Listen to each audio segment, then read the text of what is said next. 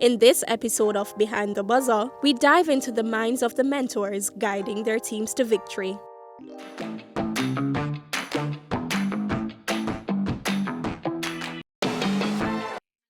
There are a lot of subject areas.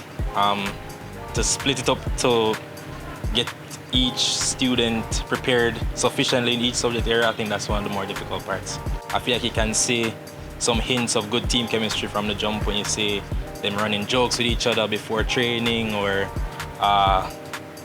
even when we train, and you can see like a fist pump here and there, or some pats on the back, something like that. Yeah, we like to leave it to the students in terms of how they go about getting the information in. We kind of guide them in terms of what things we think are important to learn, probably some playing styles, things like that.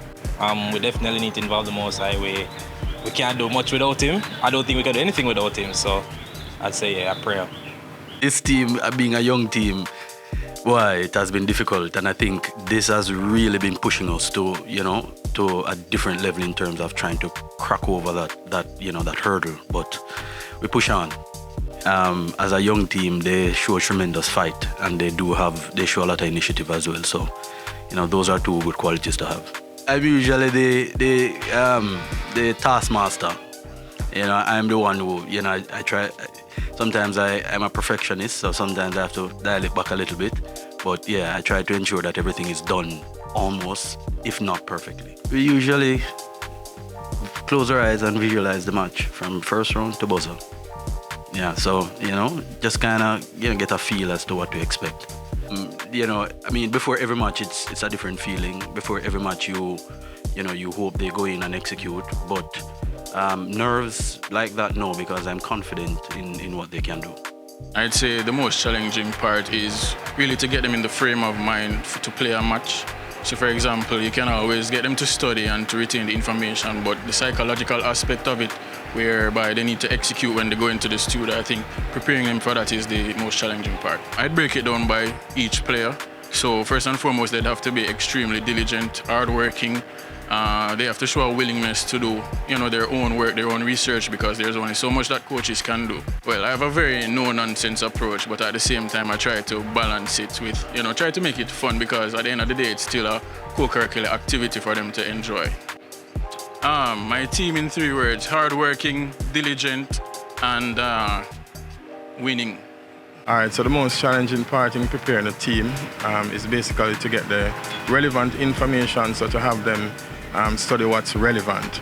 So basically there are a plethora of questions out there, and it's basically just to get them to focus in on what's really important. Any great quiz team must have discipline.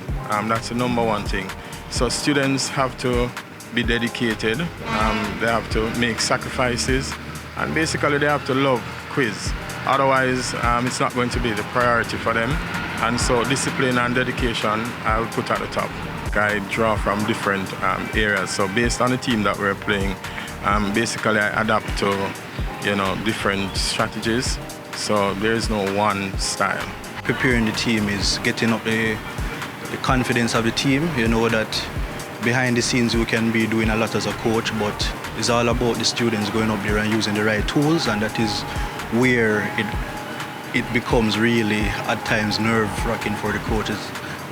That is hopefully the students contribute and actually execute on the day.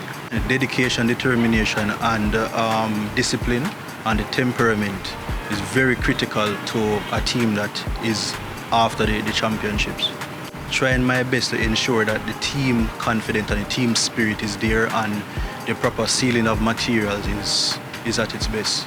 The most challenging part for preparing the team is getting the boys into that state of readiness, that mental state. Because yes, you can know a lot of information, but on the day, if the boys are not in the right mental state, then it will be a challenge during the game. The competition itself tells you that you should have the skill, the knowledge, and the temperament. So any team that is considered as a great team, they should be composed, calm, they should have the skill, the knowledge, and the temperament. My coaching style is pretty simple. I think everybody knows it. It's just simply discipline, hard work, sacrifice, and if you put all 3 together, then you must get the title. I mean, we normally pray before we leave the school. We normally pray when we get to the studio, and we pray during before the start of the game. I think it helps to keep the boys calm. It takes away any form of distraction, and they're ready for the game. To be fair, I come from a school that is very rich in the competition history in Calabar. So I like to have my team good in the languages, history, a good all-rounded team. I invest a lot of time, effort, and a lot of practice. Never say die, Even in our round 2 match, we were behind by 7, against a pretty much strong team. I will never say die, and we came back and we deliver. The battle isn't just on the stage, it starts in the training room. Salute to the masterminds behind the teams. Until next time.